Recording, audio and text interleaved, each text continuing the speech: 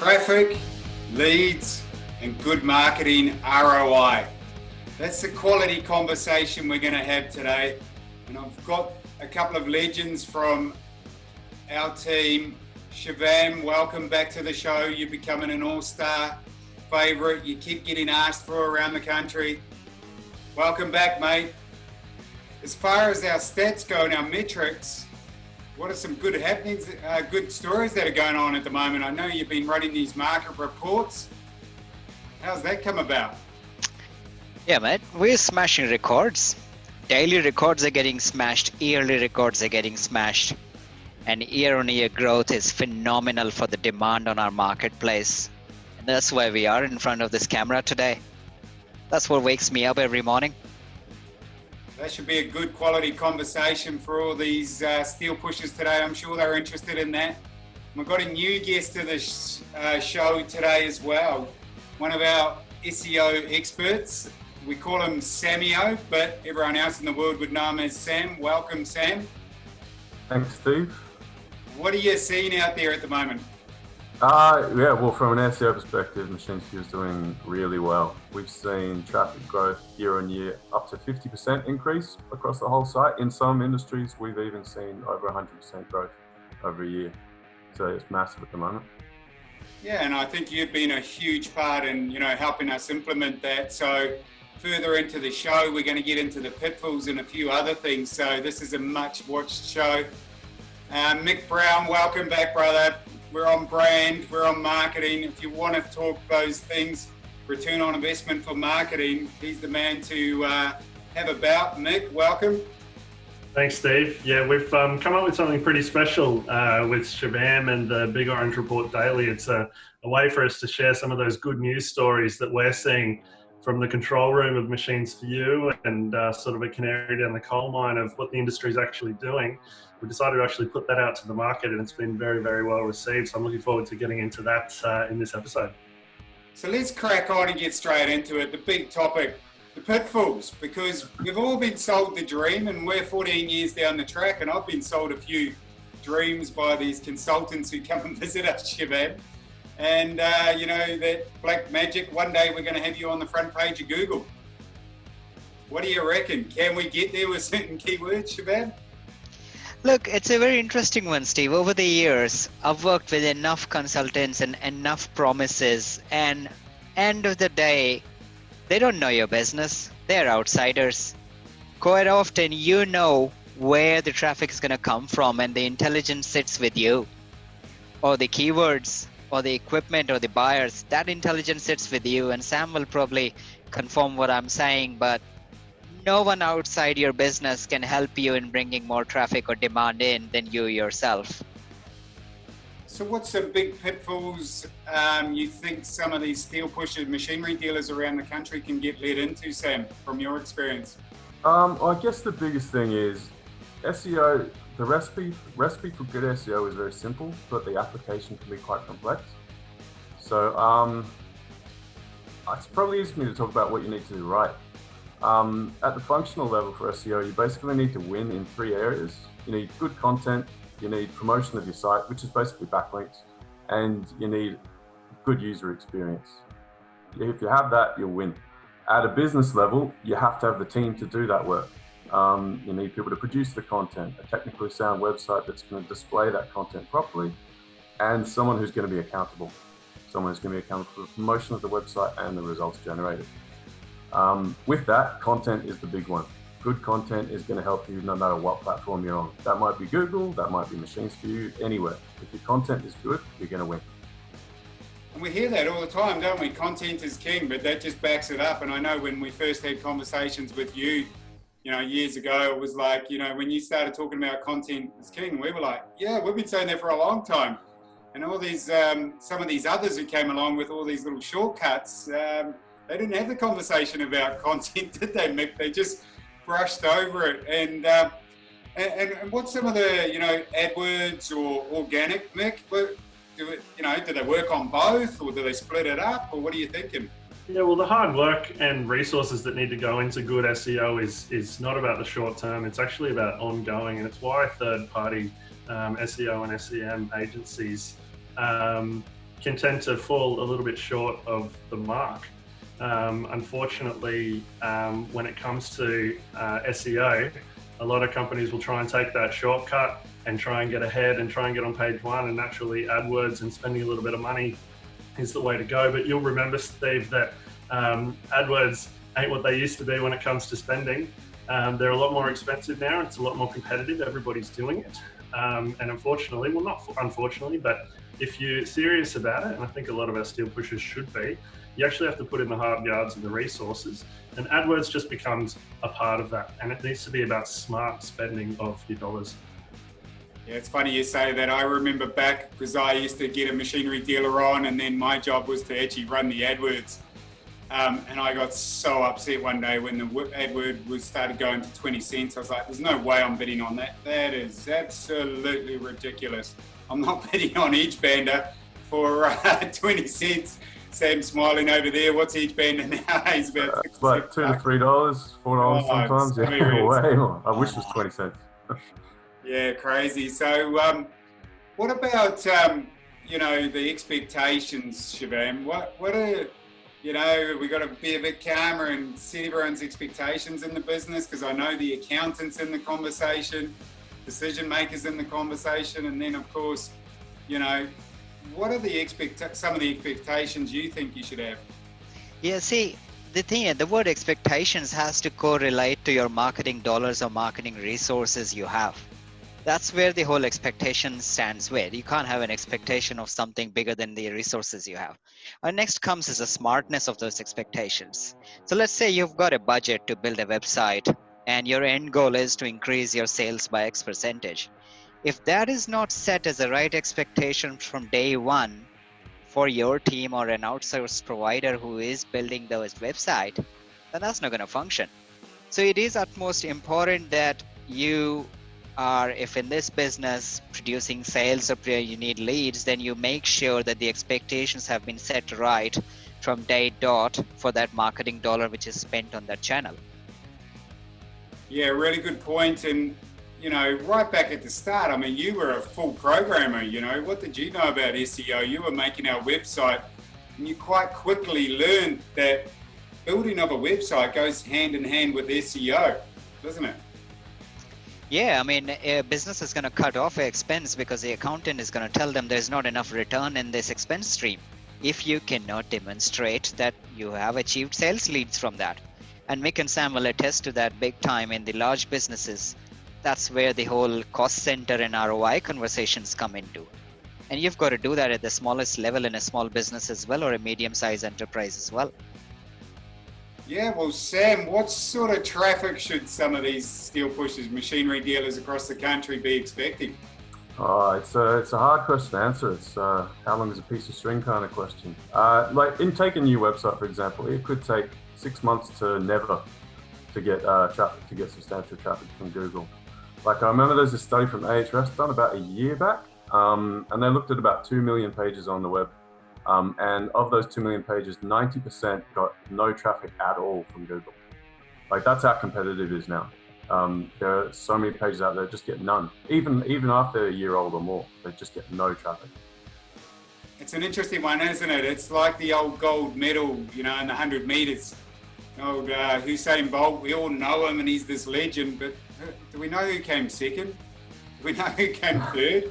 You definitely don't know the guy who came fourth or fifth, and poor bugger's only missed out by about 0.003, but they're miles behind, but doing all this training and everything. And SEO is kind of similar where, the first gets the chocolates, don't they? And second gets a bit more, and third gets a bit more, and the rest get bugger all. So I guess that's how Google have made it pretty well, so that, we've all got to run these AdWords and pump money into them, and they keep getting more and more expensive over the years. I mean, we're very lucky that we're 14 years down the track and a lot of pages indexed there nicely.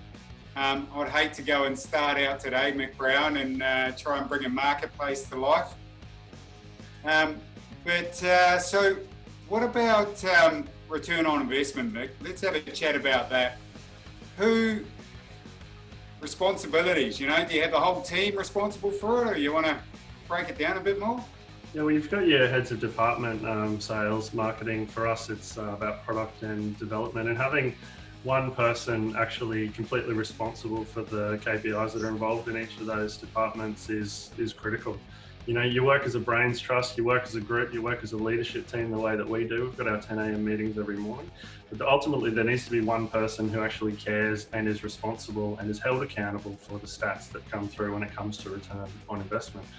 We see it all the time, and actually as a marketing manager, prior to being a marketing manager, I came up through the world of agency where I was a graphic designer, and then I worked in selling advertising. See a lot of marketing people and marketing managers come and go. I think what happens, unfortunately, is that they're held accountable to KPIs where there's no real clear goal put in place, and ultimately marketing managers can be set up for failure when it comes to spending money with no real outcome, because the business actually hasn't looked as a group at what the goals need to be. Marketing can be seen similar to SEO. There's a little bit of a black magic, and there's a little bit of a knack and panache when it comes to doing some marketing, because I think a lot of people don't understand that there is a direct ROI when it comes to spending money. And then unfortunately we see the marketing managers pop into companies and then pop out. So there really needs to, at that top level, you've got to have that one person completely accountable, but they need the support and the backing of the rest of the company. I think that's a really good point. And, you've got to give them the budget. The amount of people I've seen employed without a budget, and you're talking to these marketing managers across the country, and it's like, so what sort of budget you got? Oh, they haven't really given me that yet. It's like, what, they've employed you? What is your goals? How do you know when you get to celebrate? When do you kick a goal? We've got to go to this trade show, and we've just got to get that ready. And it's like, you've so got to have clarity in this area, isn't it? So it can be, people can be held accountable, but on the flip side, people can celebrate when they actually kick a goal. Siobhan, because celebration's a big part of our culture and what we do here. So it's like, what are some of the things that, one of the things you just see as a good machinery lead generator? Siobhan? Yeah, look, further to what Mick and Sam here said about the struggles for the marketing and the SEO departments, you got to get back to the pathway of where can you capture the existing demand. If you have the struggles of budget, and if you have the struggles of having the right resources employed in your business, then the next best option is that find out where there's an existing demand already and how you can tap into it. So Sam, I'm going to have to jump to a break. Time's flying. We're going to get into the tools right next. Have a quick break.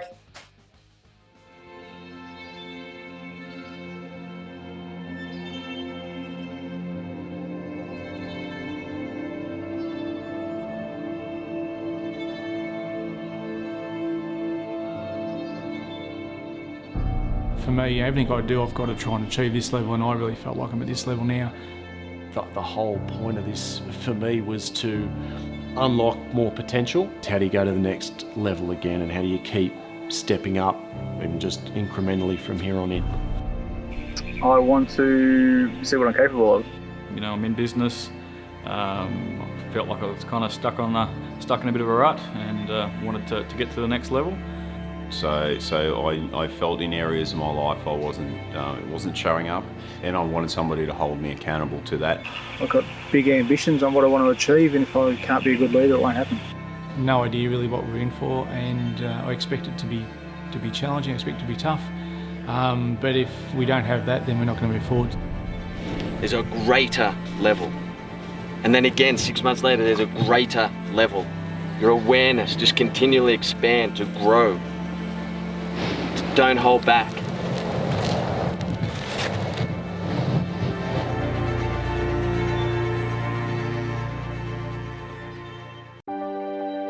That machine. You know the one. That bit of equipment you needed for a job that paid off months ago is still in your yard. Maybe it's undercover. Maybe it's out in the weather. Either way, that machine's worth less and less every week that passes. But what if we could connect you with nearly 100,000 genuine machinery buyers searching for capital equipment like yours, but are leaving because they're not finding what they're looking for? We're talking about business owners, project managers and operators just like you, urgently looking to service their next job. And they're looking on a marketplace that only sells machinery. It's time to sell. It's time to turn steel into cash. Machines for you. Buy better. Sell faster.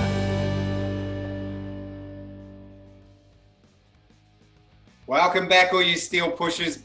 Sorry to cut you off, Shaban. Time flew. All of a sudden, we're off to a break. But as you were saying, let's jump back into where you see your money can be best spent right now. Look, if you are struggling to bring in these resources, and if you are struggling to bring traffic into your website, and if you find it hard to do the marketing yourself, your next best option is find out a platform which can readily deliver you these things. If you are in an industry where LinkedIn Business works for you, go for that. If you're in equipment space where people like Machines for You as a marketplace, we do it well, jump in there. Your dollars are much better spent and your time is much better invested in a platform which is readily giving you delivery for demand and delivery on leads. That's all I would say, Steve. That's how we're further down the track, and car sales is so strong in the cars, and Seek is so strong in the jobs, and REA is so strong in the houses. It's like they're a big snowball rolling down the hill, aren't they? And they just keep getting bigger and bigger. So let's talk about some cool tools these steel pushers can use for judging all their traffic and leads and looking at the conversion. What's one of the cool ones you got over there in your disposal there, Sam? Look, I guess the two most important ones for us are Google Analytics, obviously. That tells you what's going on in your own site. You can track the conversions, you can track what your users are doing, whether they're happy or not. And the other one we use a lot is SEMrush, which kind of takes a guess at what's happening on your competition site, which obviously you can see how that would be important. Yeah, what sort of percentages they give you? Because I go in there sometimes and I know our traffic on our side and I'm looking in there going, hang on, where's the rest of it? It's always an estimate. They look at the volume on of search on a keyword and where you rank on it, and then they guess. But they can't tell when search volume's going to change due to seasonality and things like that. They're pretty close, within 20% usually of the actual number. But yeah, it is always an estimate. Yeah, cool. Mick Brown, you're constantly looking at the trends, and who else is around these industries that can give you the data? Yeah, so the tools that Sam mentioned are tools that steel pushers out there can actually use themselves to monitor the traffic and the stats of their own platforms. Obviously, if you're on social media as well, there's a lot of insights that come along with Facebook, Instagram, and LinkedIn. As a marketing manager, it's always good to actually compare those results to the trends that you see from certain industry bodies. So we work a little bit with the TMA, and obviously the guys at AgriView are very involved in the Tractor Machinery Association. It's good to look at reports like that to actually compare those stats as a bit of a sanity check as well, to make sure that that the numbers that you're seeing aren't too far off the mark. There's actually a big reason that we released the Big Orange Report as well, which is a report which we actually printed and is available online. We'll put a link down in the bottom of YouTube. It's a report that has a lot of those stats that's industry specific. So if you're in catering, if you're in farming, or if you're in construction, you can actually dive into what the stats that we saw last year. And it's something that we're going to be releasing annually as a bit of a tool and a little bit of a value back to our steel pushers out there, so that they can compare not only their sales trends, their digital trends and stats, but also what we're seeing in a marketplace. Because, you know, we've got 450,000 odd buyers through our doors every single month, a record day last week with over 23,000 buyers in a single day. That's a lot of people and a lot of data, and you can really grab some very important insights that you can then match against the data that marketing managers have been using for the past decade. Yeah, It was 480,000. 480,000 last month. Oh, you're going to get your numbers right if you got Sam in the room, Mick Brown. Don't you cut him short by 30,000, buddy. I love it. No, that's what, you know, when you first came along, it's all about the value in the data, giving it back to the industry. I think that's absolutely brilliant. I know quite a few of the steel pushers have sort of given me feedback about finding it useful for helping, see what the trends are, see what machineries they should be ordering at the moment. And a lot of them can get a hold of these big ranges, and only a small percentage of it actually comes to Australia. The rest of it's all scattered around the other end of the world, and it doesn't all get brought in. So if they can see this data and order the machinery at the right time of the year, the seasonality, that helps them so much. So yeah, this market, Big Orange report's been taken up nicely, and I'm sure Louise is very happy as well, getting it out there. Siobhan, talk to me about buyer intent. Yeah, this is one of my favorite ones. Look, guys, we talked about expectation, right? And this one flows right next to it, the buyer intent. If it's the intent, it's the right kind of traffic. Because the next step from ROI is you start looking at conversion, and that's when you find out quite often that not all traffic is equal. Has it got the intent to purchase your product or services? If it hasn't got the intent, it's probably not the right traffic for you. You can tolerate buyers which are further up in the chain of making their decision, and you can coach them and you can provide them content and material. But at the bare minimum, they need to have the intent to purchase. And that is the right marketing dollars spent in acquiring it. Whether you get it from Marketplace, or whether you get it from LinkedIn Business Marketing, or whether you get it from a rightly done AdWords campaign. It's the intent. Yeah, I learned this one firsthand years ago when I thought I had extractors running really well in AdWords, Mick. I thought I had it absolutely tweaked. I thought I was bringing them in for dust extractors. They were coming in for extractors for cars, for teeth extraction. I was quite disappointed when they came out with this negative keyword tool that I found that I'd spend all my money on the wrong words and landing them obviously on the bounce rate was just through the roof. So absolutely crazy. That was a good learning for me. Yeah, it's really important. Well, it's really important, Steve, to understand that the different tools that you use, the different platforms, attract a certain type of buyer. So you've got a certain type of buyer who will visit your website directly because you've got a little bit of brand awareness there. And you've got guys who are coming through Google, and ultimately they'll end up on a platform like Machines for You. Which is why we actually break our leads down into the specific types of inquiry, because we allow our steel pushers to actually judge the buyer intent. So if somebody's just downloaded a PDF, it's not just a PDF, because we know that if you're talking about a crane or something where you really need to understand what those specifications are, it's actually quite a hot lead, because they're at the point where they've pretty much already made the decision that they've narrowed your machine down to 2 or 3. They just need to understand the size, the specs, the power of it, and then they're on to probably the traditional negotiation of sales, which is your price and your availability. So being able to understand what type of buyer is coming through depending on the platform that they're coming through, whether it's Marketplace or their own website, or even a trade show, or even through your front door, which unfortunately isn't happening right now with COVID-19, is so important for sales managers, marketing managers, and steel pushers out there. Right on cue, Mick. Yeah, COVID-19. Sam, give us a bit of update. What are you seeing, mate? We're 5 or 6 weeks down the track now since it all sort of erupted in Australia. I get it was in China for a long time first before they broke the news to the rest of the world, and too late everyone had got out and scattered themselves around the world. What are you seeing since in the last 5 or 6 weeks? Well, traffic-wise, like when they first announced the lockdown, we had a dip for about 2 weeks. Little bit of a dip in traffic. We were still above last year, but yeah, there was a noticeable dip. After those 2 weeks, things just shot through the roof. We're looking at traffic increases 60 to 70% up compared to the same month last year. Leads are double what they were like at the same period last year, especially in agriculture and metalworking. Those industries are doing really, really well at the moment on the site. In the lockdown, in what's meant to be a downturn, everything's looking really good.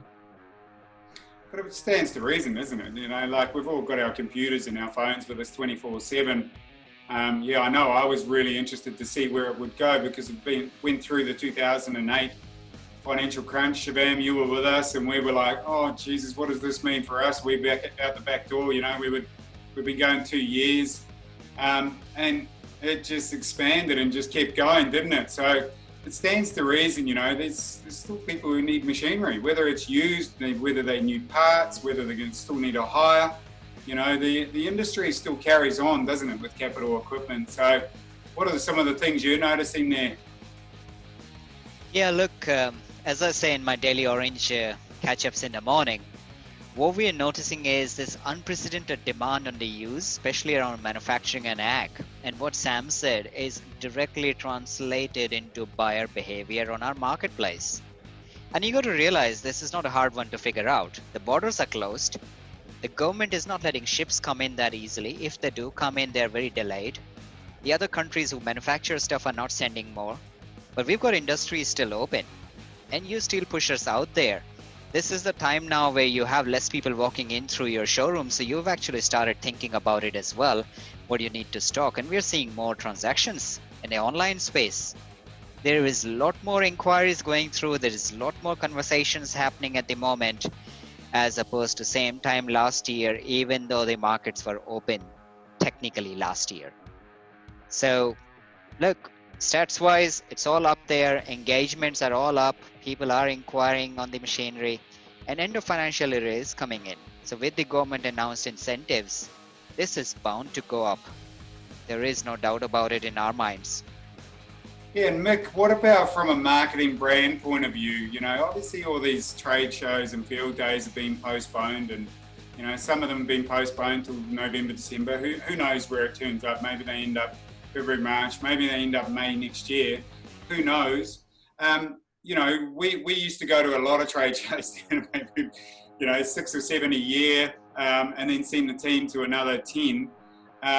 What are some of the other things you're seeing, what some of the other marketers do now that aren't just, trade shows and field days? Yeah, well, being put in a position like we are, or like everyone is, it's forcing people to fall into problem solving. Like everybody's scrambling in the beginning, and now they're starting to think a little bit more strategically, but everybody's starting to think outside the box on how they're actually going to generate sales leads into their business. So to replace trade shows and people walking through the front door naturally, it's headed towards online. So the important part is, no matter what you do, because I actually don't have the answer, I think everybody's different. But what I do know for sure is that if you're not accurately tracking where that ROI is going, you're not accurately tracking how those leads are coming through, and you're not actually understanding what to expect when it comes to how much traffic your website should be getting versus a marketplace like ours, then you're kind of behind the 8 ball when you're making a decision on how to best spend your marketing dollars. Unfortunately, there's no secret recipe. Everybody's in the same boat at the moment. And while it looks like we're on the tail end of all of this, it's actually taught everybody some pretty good habits and behaviors when it comes to spending your money better, when it comes to bang for buck. Yeah, it's an interesting one. Like, we haven't traveled now for 2 months, just short of 2 months, we haven't had a salesperson flowing around the country for 2 months, which for us is a long time not to do that. And I think we've had some really good quality conversations with a lot of the steel pushers out there. They're aware of some different things that they're having to move around, move the recipe, adjust it for today's economy and to today's challenges of not being able to go and shake hands, So I'm enjoying this space and how it's evolving. I think there's going to be some things that will forever evolve for the rest of our lives, just through the situation happening. So, guys, it's been an amazing show. It's absolutely flowing by. Let's have a bit of a summary, sort of go around. Obviously, we talked about some of the pitfalls, and straight away we went to pitfalls. Sam went straight into all the things you should be doing: good resources, good skilled people, other good systems, other good people who already got the demand. Go and jump on their bandwagon. It seems to be the simplest way to go. So over here, for all you steel pushers, we buy better and sell faster. Right on cue.